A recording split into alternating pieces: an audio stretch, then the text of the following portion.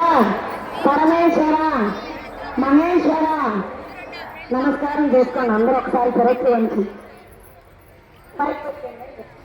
ఓం నమ శివాయ ఓం నమ శివాయ హర హర మహాదేవ హర హర మహా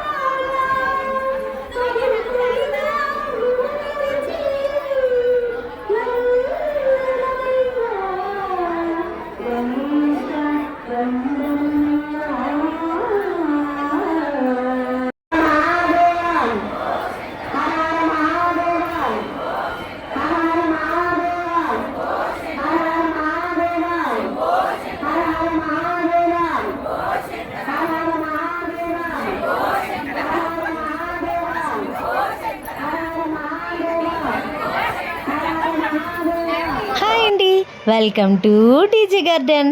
మేమైతే మా ఇంటి పక్కన ఇక్కడ 2 వీధులు అవతలన్నమాట దుర్గమ్మ తల్లి గుడి జడ్బిర్జీ దగ్గర ఇంద్రపాలెం. చాలా బాగా అసలు శివయ్యని చూడగానే నేను మైమర్చిపోయాను అనుకోండి. పక్కన శాంతి గారు నాకు సజెస్ట్ చేశారనమాట, ఇక్కడ కోటి దీపోత్సవం జరుగుతుంది, అంతటి మహత్కారంలో మనం కూడా పాలు పంచుకుంటే బాగుంటుంది కదా అని. వెంటనే మా వారి చేత 1,00,000 దీపం ఒక ఒత్తి తెప్పించేసి నేను కూడా వెళ్ళాను అనమాట. గర్భాలయంలోకి వెళ్ళి పూజ చేస్తే ఎంత ఫలితం వస్తుందో అంతకన్నా ఎక్కువ ఫలితం. ఎందుకంటే ఈ ఒత్తి మీరే నిలబెట్టుకున్నారు, ఆ ఒత్తులు వేసినటువంటి తల్లి మీరే చేసుకున్నారు. దానికి సంబంధించినటువంటి పూజ సంబంధాలన్నీ మీరే చేసుకున్నారు. కాబట్టి మీకు నెక్స్ట్ మన శ్రీకాళహస్తిలో ఉన్నటువంటిది వాయులింగం, అరుణాచలంలో ఉన్నటువంటి అగ్నిలింగం. ఇప్పుడు మీరు నిజంగా ఏ లింగపు చేయాలంటే చాలా పూజ మధ్య అయిన తర్వాత ఈ జ్యోతి లింగం తర్వాత మీకు ఈ అగ్నిలింగం, ఈ చిదంబరేశ్వరంలో ఆకాశలింగం ఉండేటువంటి చిదంబరేశ్వరంలో ఒక నాయనారు, మీకు శివాలయంలో ఉండేటువంటి భక్తులు నాయనార్లు అంటారు, విష్ణాలయంలో ఉండేటువంటి భక్తులు ఆడవాళ్ళు అంటారు. మన శ్రీకాళహస్తిలో ఈశ్వరుడితో పాటు పక్కన పెద్ద శ్రీవుడికి 60 మంది భక్తులు ఉంటారు.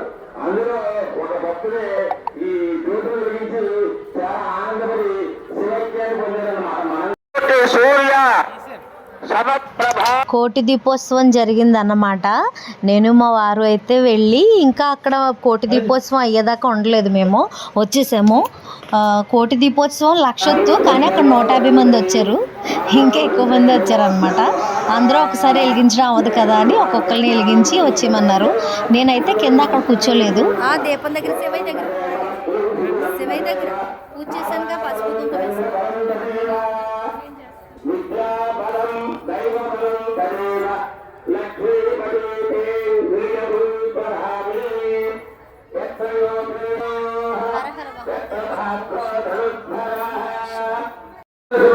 అలాగే మీకు ఆ రూట్ తెలిపేటువంటి మార్గాన్ని చెప్తాం.